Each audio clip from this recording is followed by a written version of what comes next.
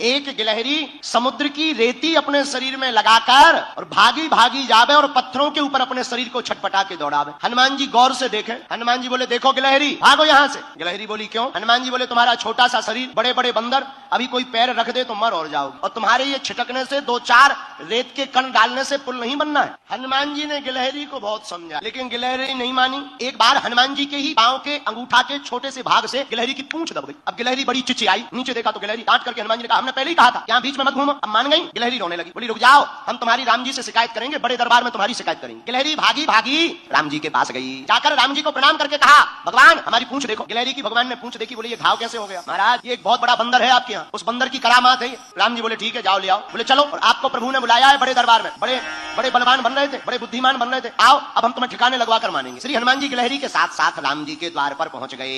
राम जी को प्रणाम किया, पर हनुमान जी ने गिलहरी से पूछा एक बात बताओ, तुम्हारे रेत के कण डालने से समुद्र का पुल बनना नहीं है, फिर भी तुम इतनी परेशान क्यों हो रही? राम जी बोले बात तो सही है, बताओ गिलहरी। गिलहरी हाथ दोनों जोड़कर बोली राम जी हमें पता है कि हमारे कारण से पुल नहीं बनना है, लेकिन इन बांदरों ने, बंदरों ने, आपकी इस सेना ने बड़े बड़े पत्थर ला करके पुल बना दिया। राम जी बड़े बड़े पत्थर लगे हैं, आपके चरण बड़े कोमल हैं, पत्थर है उबड़ खाबड़, रखोगे कहीं चोट लग जाए, आपके चरणों से खून बहने लगे, तो ये बनते तो बड़े बुद्धिमान है तुम्हारे हनुमान जी, पर इन्हें ज्ञान एक रत्ती का नहीं। हम छोटे जरूर हैं पर हमें ज्ञान ठीक ठाक। राम जी बोले क्या ज्ञान है? बोले ये तुम्हारे बड़े बड़े बंदर बड़ी बड़ी शिलाएं लगा रहे हैं, पर आपके चरण बड़े कोमल हैं, आप चलोगे तो कहीं पत्थर लग जाएगा, तो हम रेती जाकर के रेती उन पत्थरों की दरार में भरते हैं ताकि आपके चरणों में कोई चोट ना लग जाए। हनुमान जी को सुनकर आंखों से आंसू आ गए। अरे धन्य हो गिलहरी, आप धन्य हो, आपका भाव धन्य है। राम जी ने गिलहरी को अपनी हाथ में लिया, पूंछ के ऊपर हाथ रखा तो जो उसका दुख था, करुणावान करुणा निधान श्री रघुनाथ जी के हाथ रखते ही उस पूंछ का घाव ठीक हो गया और गिलहरी प्रसन्न हो गई। राम जी अपनी 3 अंगुलियां गिलहरी के ऊपर फिराए। जब राम जी ने अपनी 3 अंगुलियां गिलहरी के ऊपर फिराई, वही 3 अंगुल के निशान आज भी गिलहरी के ऊपर है।